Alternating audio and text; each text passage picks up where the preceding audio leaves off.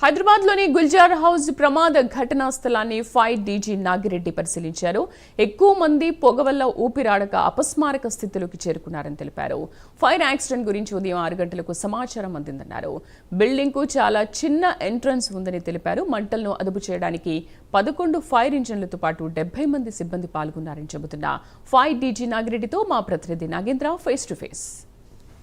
మనతో మాట్లాడేందుకు fire DG Nagireddy గారు ఉన్నారు. మాట్లాడించే ప్రయత్నం చేద్దాం.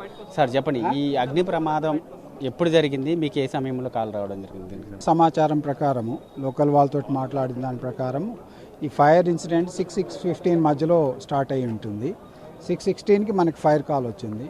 ఇమీడియట్గా మొగల్పురా ఫైర్ ఇంజన్ బయలుదేరి రావడం జరిగింది. దాంతోపాటే లోకల్ సిచ్యువేషన్ బట్టి టోటల్ 11 ఫైర్ ఇంజన్లు, దాదాపు 70 మంది ఫైర్మెన్, తర్వాత వాళ్ళ ఆఫీసర్స్ అందరు కూడా ఇక్కడికి వచ్చి ఫైర్ ఫైటింగ్ చేసినారు. సో దాంట్లో 4 సెకండ్ ఫ్లోర్లో ఉన్నటువంటి 4 బయటికి తీసినారు నిచ్చెనల ద్వారా.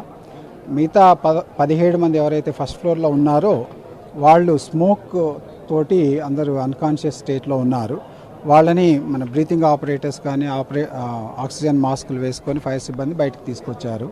బట్ వాళ్ళు ఎవరు కూడా సర్వైవ్ అయినట్టు చెప్పడం లేదు. సో ప్రధానమైనటువంటి కారణం ఏంటంటే ఈ బిల్డింగ్ ఒకటే ఎంట్రన్స్ ఉంది, అది కూడా చాలా చిన్న ఎంట్రన్స్. సో దాంతోపాటే ఫస్ట్ ఫ్లోర్కి పోయేదానికి కానీ సెకండ్ ఫ్లోర్కి పోయేదానికి వెరీ స్మాల్ స్టేర్ కేస్ ఉంది, 1 metre wide staircase. So there is no escape route ఈ బిల్డింగ్లో.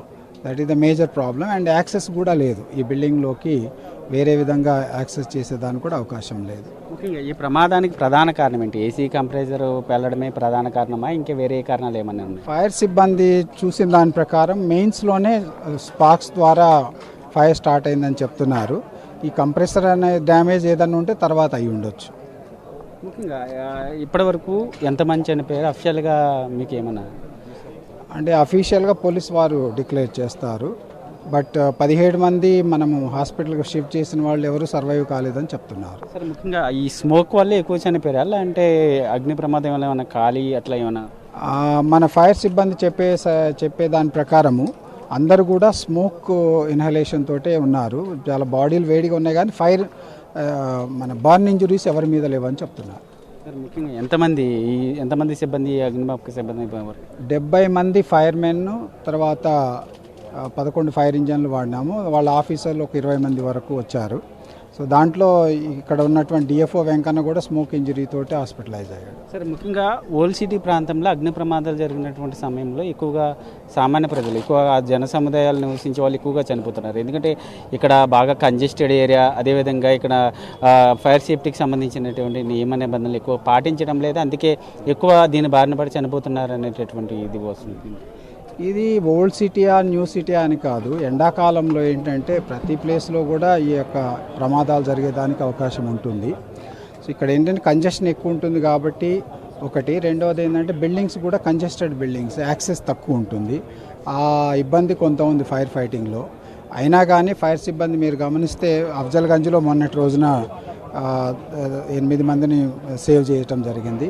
ఈ రోజున చంద్రాయనగుట్ట ఏరియాలో కూడా 50 మందిని G+3 బిల్డింగ్ నుంచి సేవ్ చేసినారు ఫైర్ యాక్సిడెంట్ నుంచి.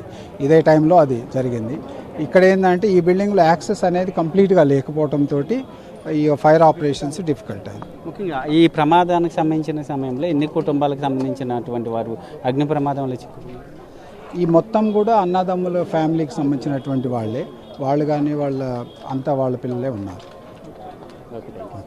ఇది మన మొత్తానికి చూసుకుంటే ఈ అగ్ని ప్రమాదంలో ప్రధాన కారణం స్మోక్ వల్లే ఎక్కువగా చనిపోయారు అనేది స్పష్టమైంది. ఆ కంజెస్టెడ్ ఏరియా ఒకటే ఎంట్రీ ఒకటే ఎగ్జిట్ కావడంతో ఇది ప్రమాదానికి ప్రధాన కారణమైంది. ముఖ్యంగా ముందు ఫైర్ సర్క్యూట్ అయింది, దానికి కారణంగానే ఏసీ కంప్రెసర్ పేలి తర్వాత అగ్ని ప్రమాదం సంభవించింది అనేటటువంటి కోణంలో విచారణ జరుగుతుంది. దీనికి సంబంధించి ఇప్పటివరకు 70 మందికి పైగా కూడా ఫైర్ సేఫ్టీకి సంబంధించినటువంటి సిబ్బంది వర్క్ చేస్తున్నారంటూ కూడా ఫైర్ సేఫ్టీకి సంబంధించినటువంటి డీజీ నాగిరెడ్డి గారు చెప్తున్నటువంటి పరిస్థితి. వీడియో జర్నలిస్ట్ భానుతో నాగేంద్ర, హైదరాబాద్.